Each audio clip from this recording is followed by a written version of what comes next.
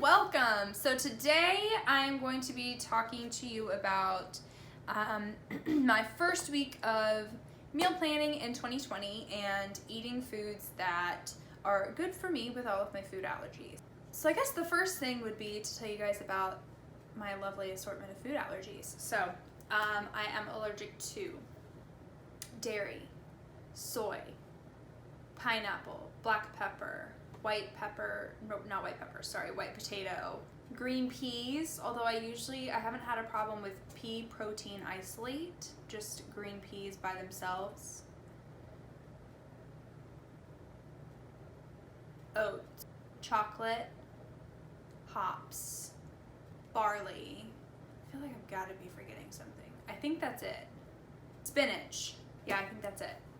So those are all of the things that I'm trying to avoid, and unfortunately it's kind of difficult because I've just been able to determine that pea protein isolate is not as much of a tricky thing as some other things, but a lot of dairy substitutes like dairy-free cheese have pea protein in it as a binder, or potato starch or potato protein, but that one I can't do as well as I can pea protein, but green peas still bother me.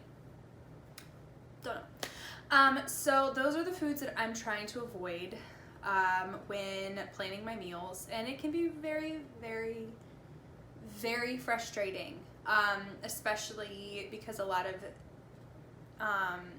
dairy substitutes can have those other things in them. So it gets very challenging, but I've got some options. I'm working through it. I'm trying to figure out, I've been doing a lot with cashews and trying to figure all of that out, because I recently figured out I can eat those. Those used to be something that bothered me. Now they're not. Yeah, I did not grow up with all of these allergies. Dairy has been a problem for me for a very long time, but all of a sudden, when I was 20, which was 4 years ago, almost 5 years ago, I had an allergic reaction, and it was like head to toe hives. And that happened a few times, got allergy tested, ended up with rashes a lot of the time. And it came back with a lot more food sensitivities than I ever had any idea about.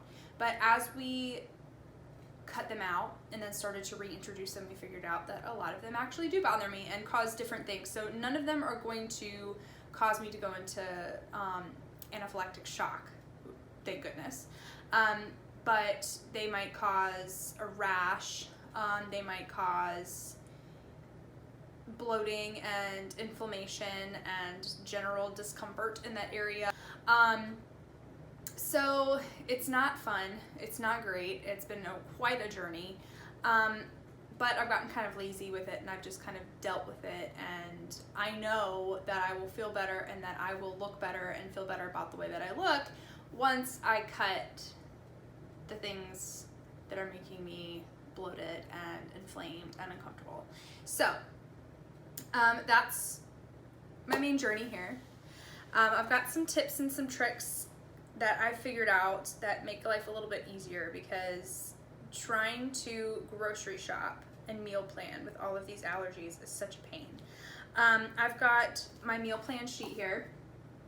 I got this from Target. I don't know if it's still available. I think it's, yeah, it's Hearth and Hand, but it's really helpful. It's got a whole week laid out here. I'm starting on a Wednesday because Wednesday is January 1st, so that's why I've got my dates laid out here, so it's a little funky. I might try to redo this at some point, but I've got a lot in here, so I'm gonna work with what I've got. I've put lunch and dinner on here. I'm not really a big breakfast eater, so I haven't put that on there. And a lot of times my lunches are leftovers because it's only 2 of us eating here, and the food packages are not made for just 2 people or 1 person. So a lot of times I'll have leftovers to eat for lunch. Not really sacrificing anything as far as carbs, anything like that. I did get some popcorn that I can eat, and some fresh berries for dessert. It gets a little challenging with chocolate being something that I'm allergic to, and cream being something that I'm allergic to for dessert options, and I'm trying to cut out a little bit of sugar too because it's not very healthy for you. So the frozen berries will be helpful there. But there's a lot of things here. I don't know if you're like me. I will get veggies at the beginning of the week, and by the end of the week when I go to use them, they're not good anymore. I want fresh ingredients. Luckily, I have a Wegmans 5 minutes away from me right down the street, so it's very easy for me to be able to go pick up things that I need. But if you have food allergies, you know that trying to read all of the ingredients on everything that you buy is such a pain. So something that has been very helpful for me has been the Wegmans app. If you have a Wegmans near you, it's super awesome to use. I would check out and see if other places have them too. But I go through Instacart. So if you go through the Instacart app, you can order your groceries for delivery or for pickup. I do pickup because it's free, because it's so close by to me. I can do it either the day before and have it ready for pickup the next day, so I can pick it up after work.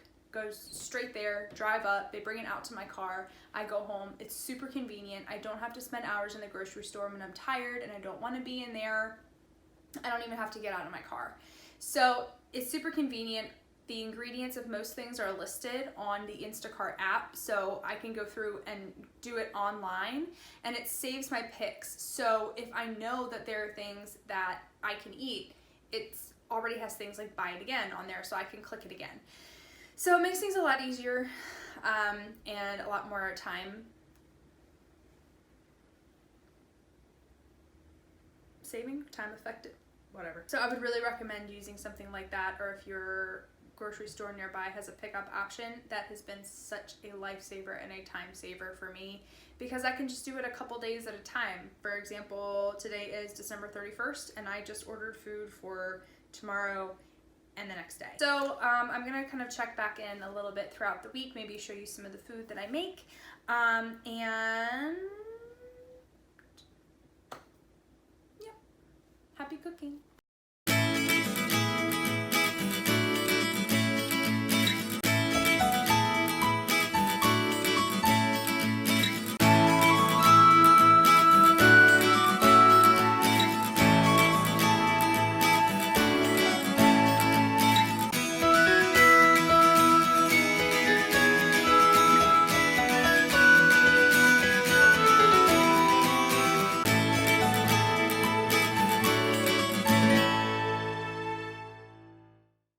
It is Wednesday night, and as I'm waiting for my dinner tonight to cook, I went ahead and prepared my parsnips and sweet potatoes and the spices that I'm going to use. And I used onion powder, salt, fresh thyme, and fresh rosemary. And I put a couple big sprigs in there too, just to add some extra flavor. And I'm going to put them in the fridge so that tomorrow morning all I have to do is put the beef and the vegetables and the spices in the crock pot and start it before I go to work. And it'll be ready to go when I come home and it's dinner time.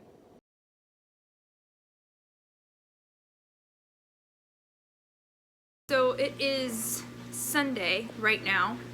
I switched up a couple of things from my meal plan.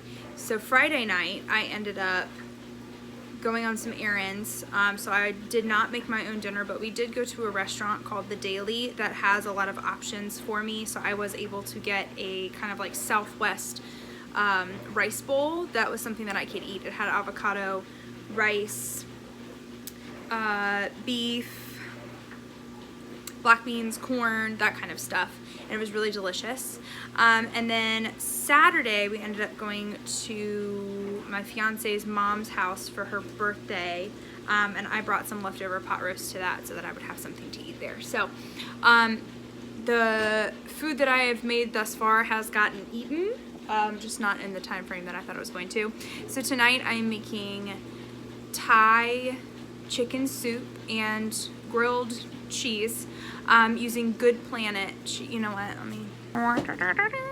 Using the dairy-free Good Planet cheese. I actually haven't tried the cheddar one. I've tried the hot pepper one, and it's really good, and it melts really well. And what I do is I take some butter.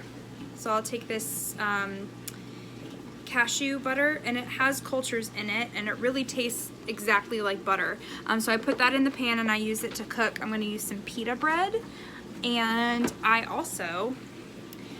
put some mayonnaise. This is made with safflower, so that I can eat it, because a lot of mayonnaises are made with soybean oil. Even the ones that say that they are made with avocado or whatever, canola, they usually also have soybean oil in them.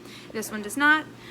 So I put a little bit, not a lot, of that on the bread before I put the cheese on.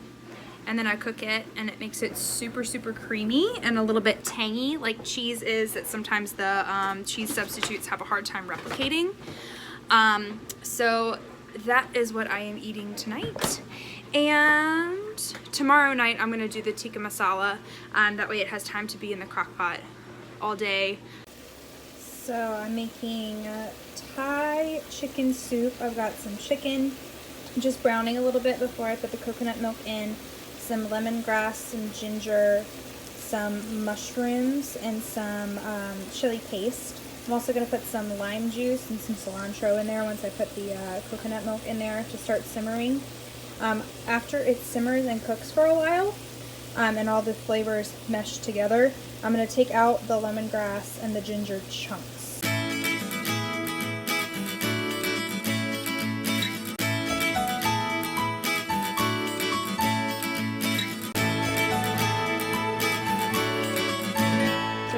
Mess of my kitchen as per usual, but I am in the process of making the tikka masala to go in the crock pot tomorrow.